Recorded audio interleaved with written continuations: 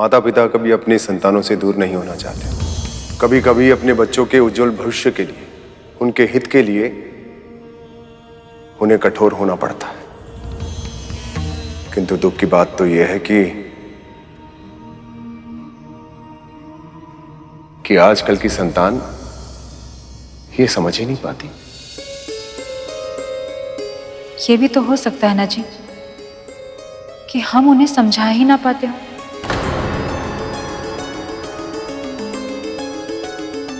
कठोरता के साथ साथ कोमलता का भी होना आवश्यक होता है।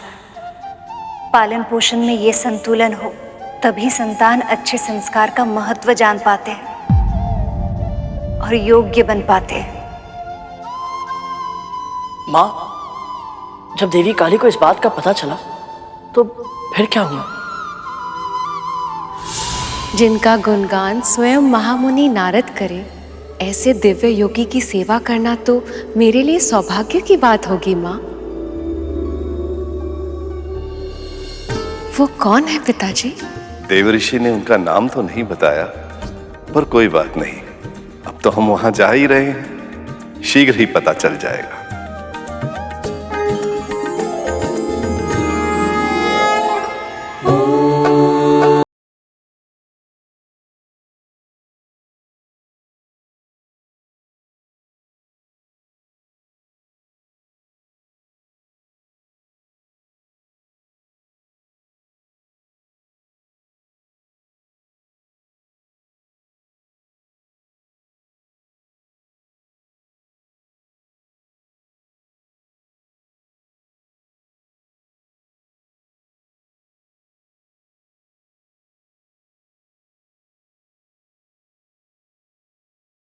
इतना मनमोहक हो उठा है, ऐसा लग रहा है जैसे प्रकृति ही खिल उठी हो, है ना पिताजी?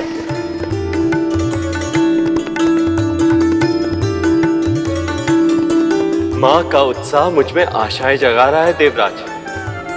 देखिए कितनी प्रसन्न है वे। हाँ अग्निदेव, अब तो मुझे भी विश्वास हो चला है कि जब मां महादेव को देखेंगी तो शीघ्र ही उन्हें पहचान लेंगी।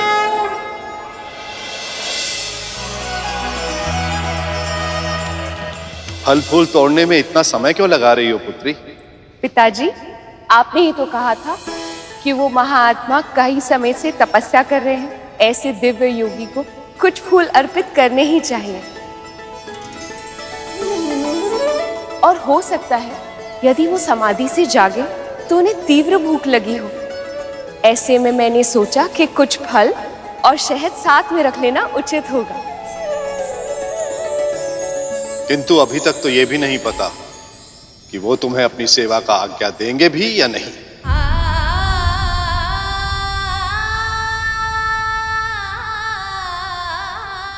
यदि दे दी तो?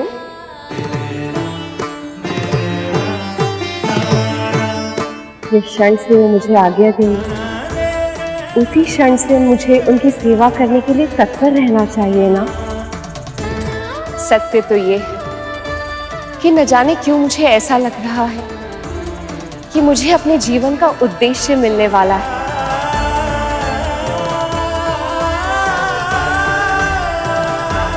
आज मुझे अपने भीतर ऐसी शक्ति का अनुभव हो रहा है, इससे पहले कभी नहीं हुआ। देवी, जितनी उत्सुकता आपको है महादेव से मिलने की, उतनी ही उत्सुकता से हम भी उस क्षण की प्रतीक्षा कर रहे हैं। कितना अद्भुत होगा वो क्षण। देवी शैलपुत्री को तो महादेव से भेंट किए बिना ही अपने भीतर शक्ति का अनुभव हो रहा है। बस अब तो एक ही प्रार्थना है, इनके निकट आते ही महादेव को भी आभास हो जाए कि इनकी प्रिय देवी सती अपने नए अवतार में उनके पास फिर से लौट आई हैं। अब चले पुत्री, विलंब हो रहा है। जी पिताजी, आई।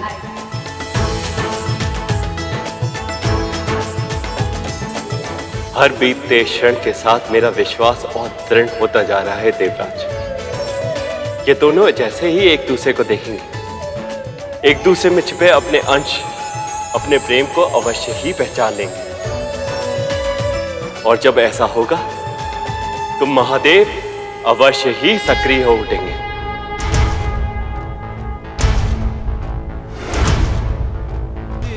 मुनिवर बिल्कुल सत्य कह रहे थे पिताजी। यह योगी तो बहुत ही महान है। इनकी दिव्यता का आभास मैं यहाँ से कर पा रही हूँ।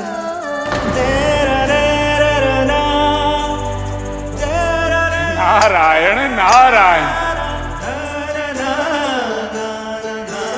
ठहरो, तुम यहीं प्रतीक्षा करो। मैं मुनिवर के दर्शन कर उनकी आज्ञा लेकर आता हूं।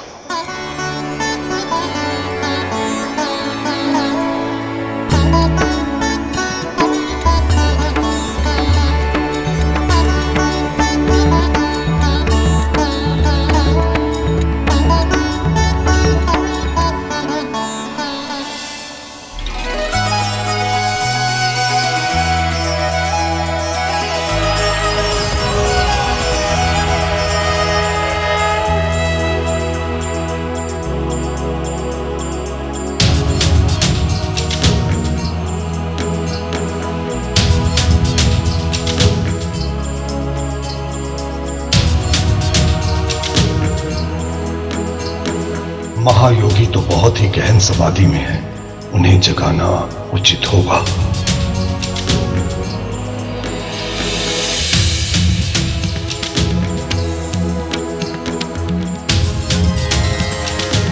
पिताजी को गए हुए कुछ ही क्षण हुए हैं। अभी से मुझे ऐसे लगने लगा है जैसे कितना समय बीत गया हो। अब और प्रतीक्षा करना मेरे लिए संभव नहीं हो रहा।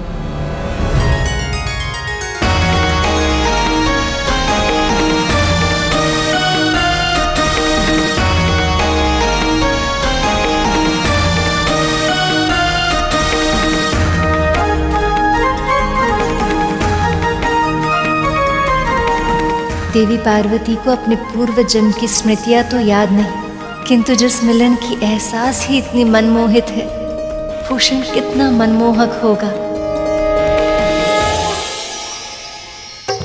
कर चरण कृतं वाकायजं कर्मजं वा श्रवण नयनजं वा मानसं वा पराधं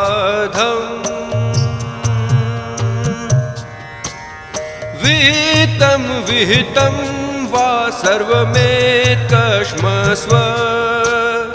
विहितं विहितं वा सर्वमेतकश्मस्व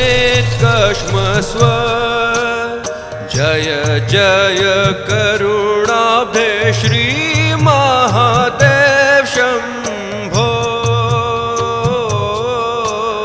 जय जय करुणाब्धे श्री महादेव शंभो।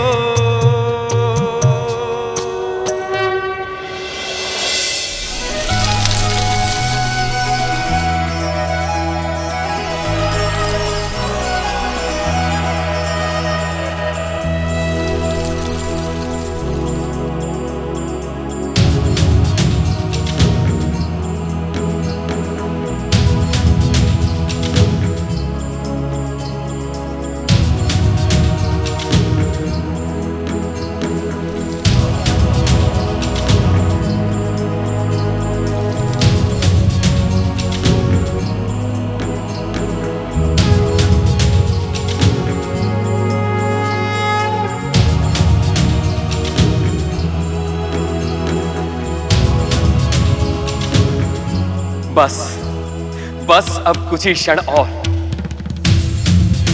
शीघ्र ही महादेव मां को पहचान लेंगे और शीघ्र ही होगा इस सृष्टि के कल्याण का आरंभ।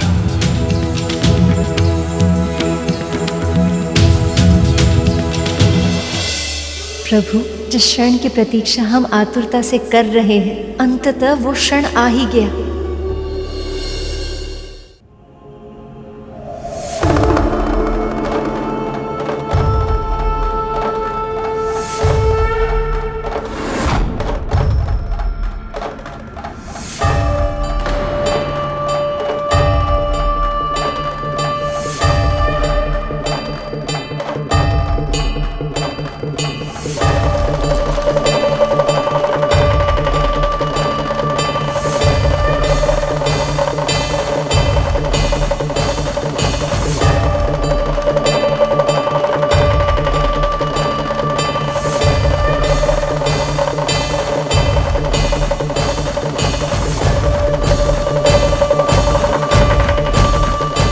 अधिक समय हो गया है। माँ और महादेव कब देखेंगे एक दूसरे को? और कब पहचानेंगे एक दूसरे को?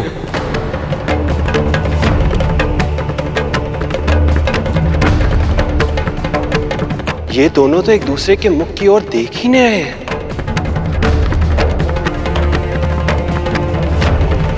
ना ही मां महादेव के चरणों से अपनी दृष्टि हटा रही हैं और ना ही महादेव पूर्णतः अपनी आंखें खोल रहे हैं।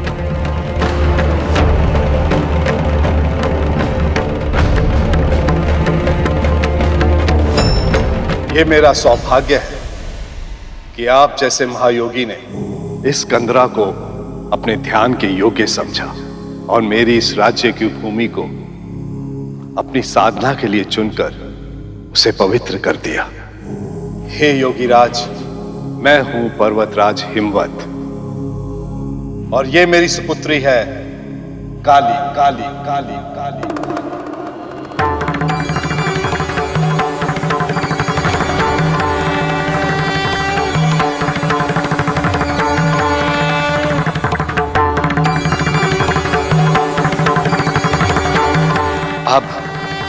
अब पहचानेंगे महादेव मां सती को।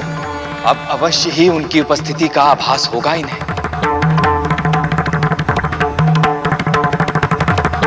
हे योगीराज, मेरी तरह मेरी सुपुत्री पर भी इस भूमि का ऋण है। मेरी आपसे एक विनती है कि आप इसे अपनी सेवा का सौभाग्य प्रदान करें। आपके वचन प्रार्थना होते हुए भी मेरे ध्यान में व्यवधान का कारण बन रहे हैं पर्वतराज।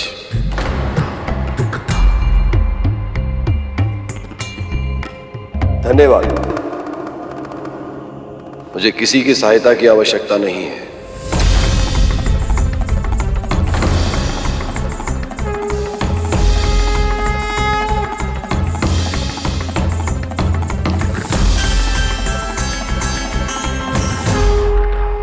महादेव ने तो मां शैलपुत्री को देखे बिना ही अपनी आंखें फिर से बंद कर ली।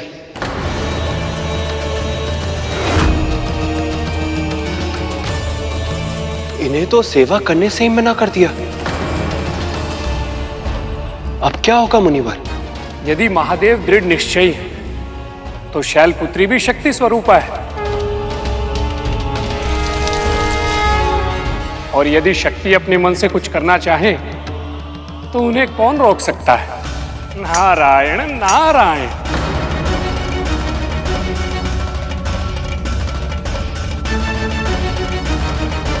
चलो पुत्री, महल चले।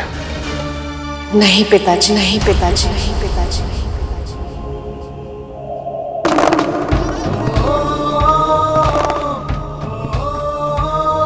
शैलपुत्री का स्वर।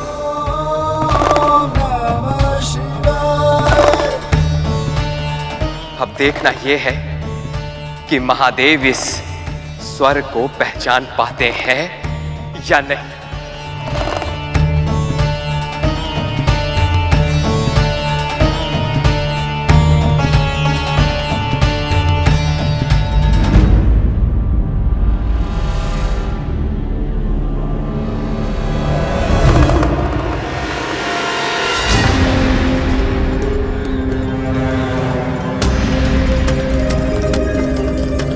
महादेव ने माता सती के स्वर को भी नहीं पहचाना।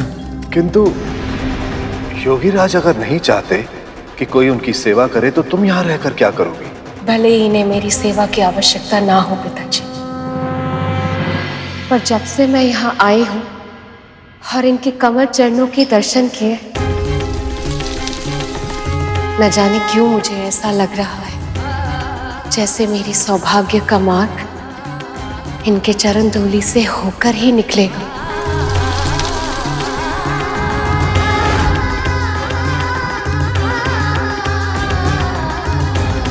अब ये सेवा मैं इनके लिए नहीं, अपने लिए करूंगी पिताजी।